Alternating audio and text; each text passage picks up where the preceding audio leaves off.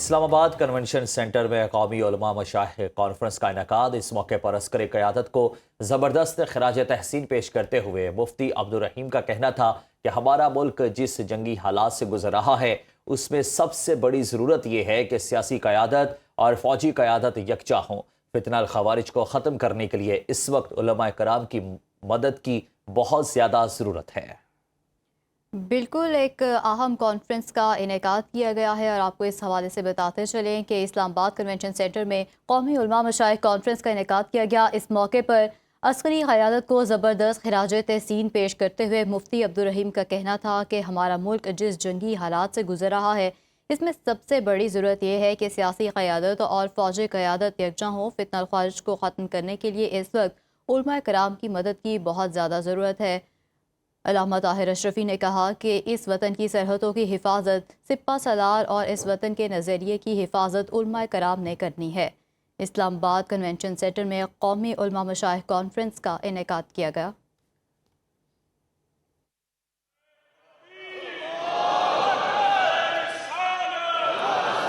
ہمارا ملک جس جنگ سے گزر رہا ہے، جن حالات سے ہم گزر رہے ہیں، اس میں سب سے بڑی ضرورت اس کی تھی کہ ہماری سیاسی قیادت اور فوجی قیادت ایک پیج پہ ہو کہ آپ حضرات جس طریقے سے اکٹھے ہو کر چل رہے ہیں، یہی ہمارا آئین ہے، یہ ہماری دین ہے، یہ ہماری شریعت ہے، اور پوری قوم کو اس پہ شکر ادا کرنا چاہیے۔ اللہ تعالیٰ نے ہماری افواج کو سب سے بڑا جو شرف عطا فرمایا ہے وہ محافظ حرمین شریفین ہونے کا ہے کہ ہماری فوج نہ صرف اسلامی فوج ہے بلکہ بیت اللہ اور روضہ شریف کی محافظ بھی ہے، حرمین شریفین کی محافظ بھی ہے۔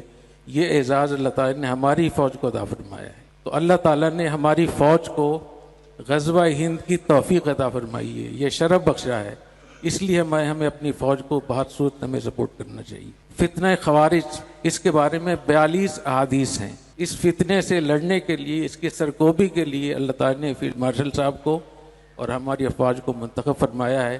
یہ بہت بڑی فضیلت ہے۔ آپ صلی اللہ علیہ وسلم نے ارشاد فرمایا لئن ادرکتہم لأقتلنہم قتل عاد، اگر خوارج سے میری ملاقات ہو گئی تو میں ان کو ایسے قتل کروں گا جیسے قوم عاد کو قتل کیا۔ تو فتنہ خوارج کو ختم کرنے کے لیے اس وقت میں علماء کرام کی مدد کی بہت زیادہ ضرورت ہے۔ آپ حضرات کو معلوم ہے کہ اس وقت میں جو 2 صوبوں میں گڑبڑ ہو رہی ہے، چاہے وہ بلوچستان ہو چاہے خیبر پختونخوا ہو، ان دونوں میں کا تعلق مذہب کے ساتھ ہے۔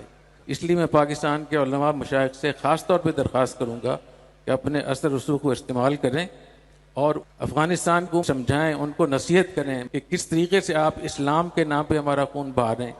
اور اس میں کوئی شک نہیں ہے کہ افغانستان میں اسرائیل اور انڈیا بیٹھے ہوئے ہیں اور وہ وہاں سے ان کو لڑا رہے ہیں۔ اس لیے ہمیں اپنے ان لوگوں کو بھی سمجھانا چاہیے اور ہم یک زبان ہو کر اپنی فوج کے ساتھ کھڑا ہونا چاہیے۔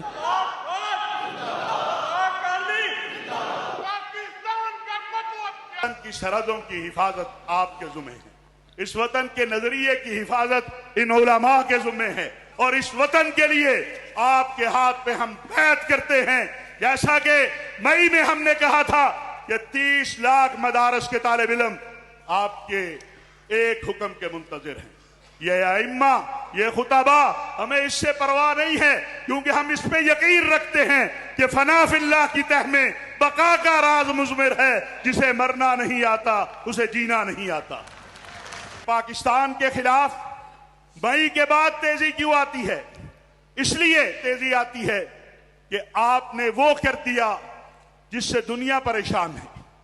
یہ اللہ کی مدد سے اور اس قوم اور فوج کے اتحاد سے ہوا۔ انشاءاللہ یہ محراب و منبر کل بھی آپ کے ساتھ تھا، آج بھی آپ کے ساتھ ہے، آئندہ بھی آپ کے ساتھ ہوگا کہ بہت سارے عرب ممالک کے یقین کہلا رہے ہیں، آپ جنود الحرمین شریفین کہلا رہے ہیں۔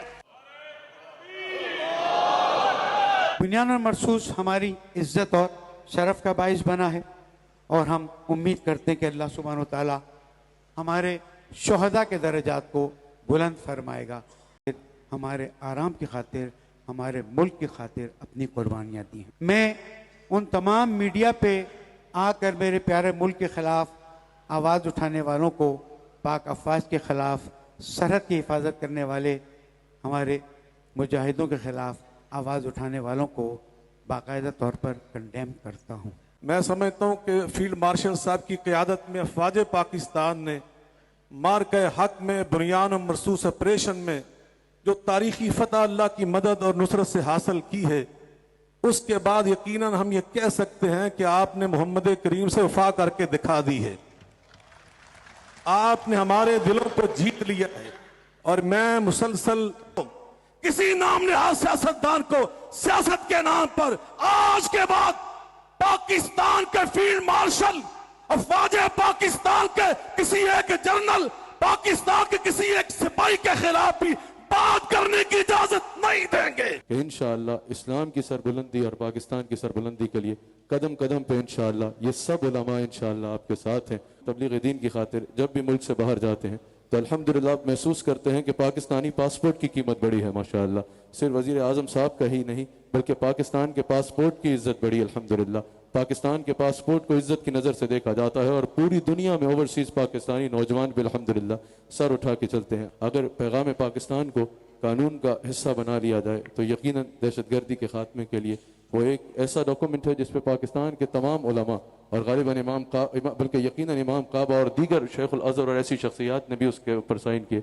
तो ये एक पाकिस्तान का बहुत बड़ा कारनामा है। अगर इसको यकीनन पाकिस्तान के कानून का हिस्सा बनाया जाए पार्लियामेंट में ला के तो वो एक अहसन इक़दाम होगा।